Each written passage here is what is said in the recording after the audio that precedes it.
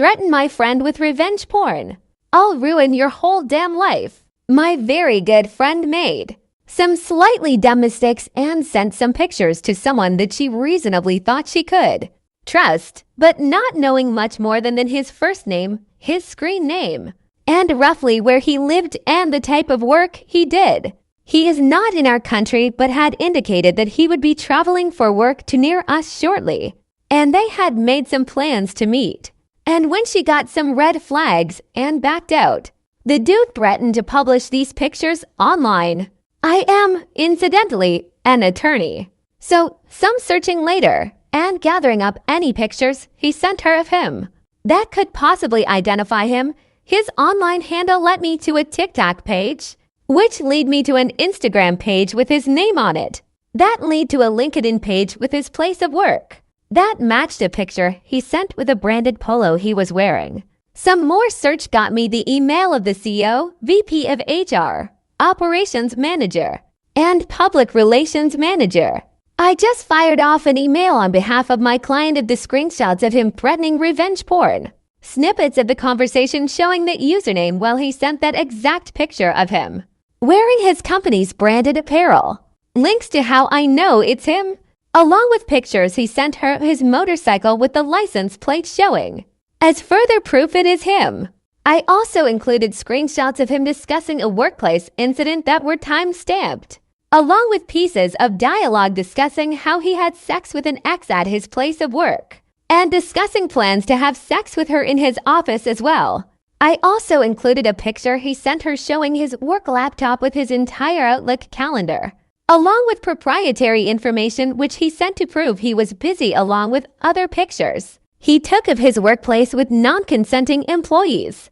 I further informed his employer that I will be forwarding all this information to local to them, law enforcement, and since he had indicated that he would be traveling to the United States soon, we'll also forward this to the local office of the Federal Bureau of Investigation as, since my client is a citizen on us soil, these threats constituted a federal crime. So that should they continue with his employment and continue with their plans to send him to the United States for work, I will ensure, on behalf of my client, that federal law enforcement is waiting for him on arrival, which I will do. As one of the assistant U.S. attorneys for this region is a law school buddy of mine. Since I have his license plate, I know where he lives, and will be contacting his local authorities tomorrow. You dumb motherfucker thinking you were hiding around anonymity, thinking you could threaten my friend. It took me 45 minutes to destroy your life. Relevant comments. There are a lot of people with law opinions, so I tried to find ones that fit the big picture. This is fake because it's not a federal crime. Revenge porn is indeed not a federal crime. You are absolutely correct.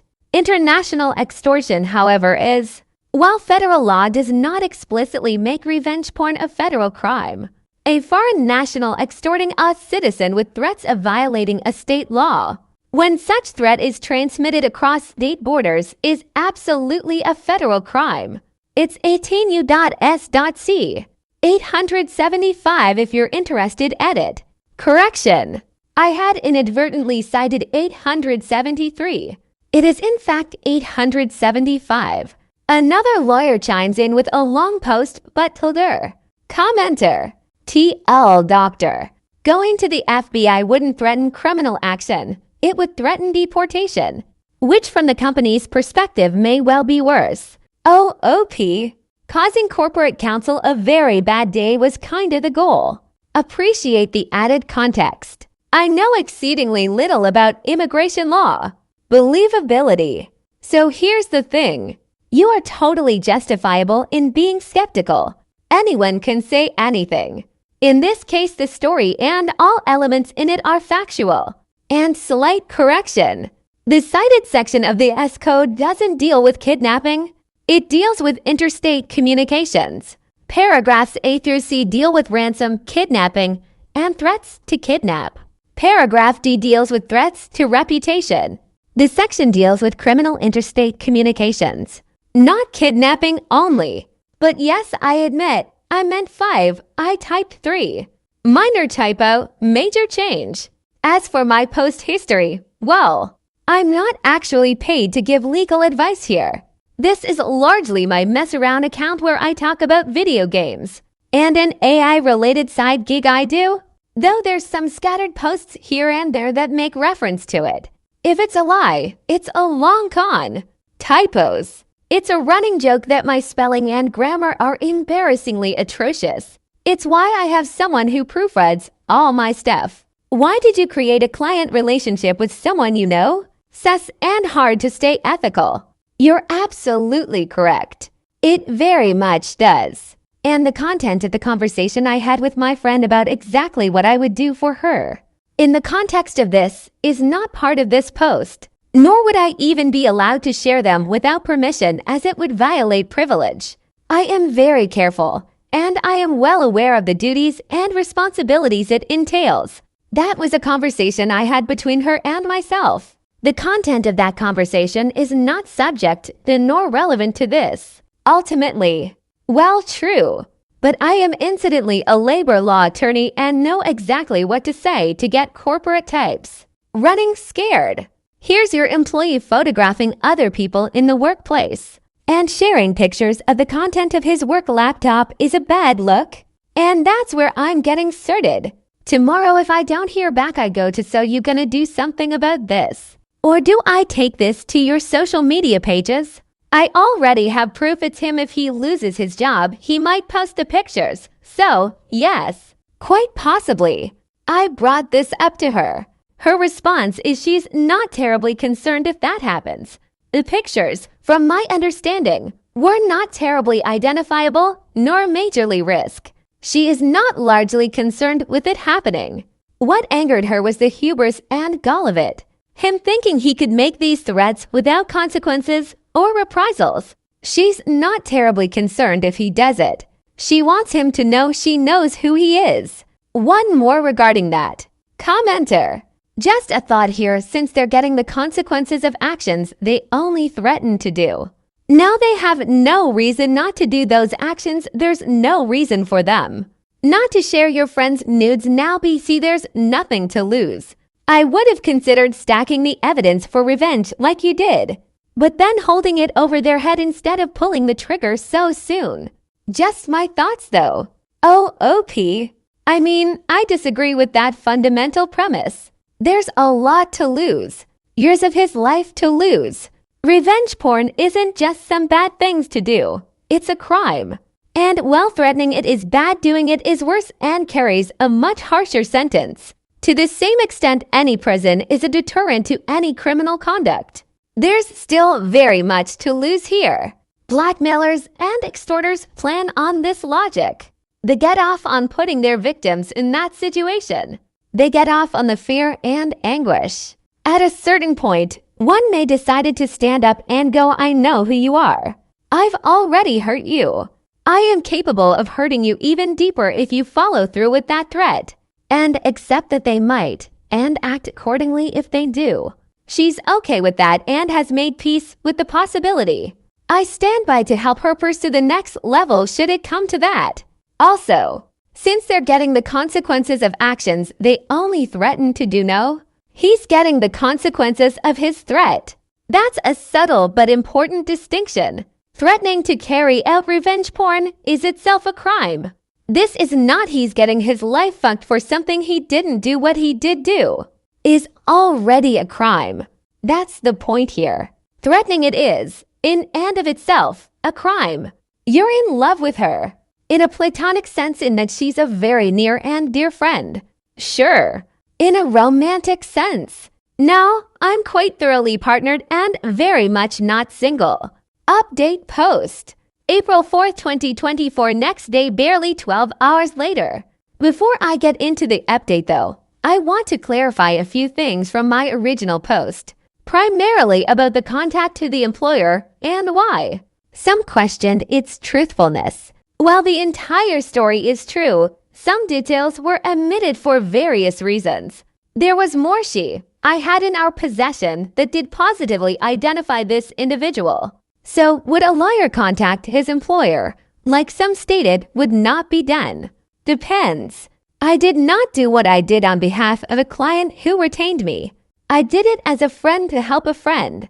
And as her friend who is also a labor and employment law attorney, I knew exactly how to squeeze this. And here's the thing. I was absolutely aware from the onset that the revenge porn threat would go nowhere with his employer, even if I could clearly lay out how the person with this screen name was in fact this person. Who works at this company? All we had are screenshots. If it was just the revenge porn threat, any employer would go well. Thank you for bringing it to our attention. But even if we accept our employee uses this screen name, and we neither confirm nor deny anyone of that name works here, we have no provenance on this. This is just an alleged screenshot of an alleged conversation that could be easily edited and manipulated. Please feel free to pursue this with local authorities and rest assured, should we be asked to, we will cooperate fully with any law enforcement inquiry. But we have no further comment at this time, and I know that's what they would say, because that's exactly what I would say. An alleged screenshot of an alleged conversation that was allegedly sent under an alleged username. That is allegedly one of our employees. Whatever, dude, call the cops if you're worried about it. We'll answer them honestly if they come to us. The issue wasn't the revenge porn threat. It was the picture of the contents of the work laptop. Because that can't be faked. There's no way for her or me to create a false image of the actual proprietary information on his work computer unless he sent it. There's no way for me or her to have possession of images taken of his co-workers without their consent unless he sent them.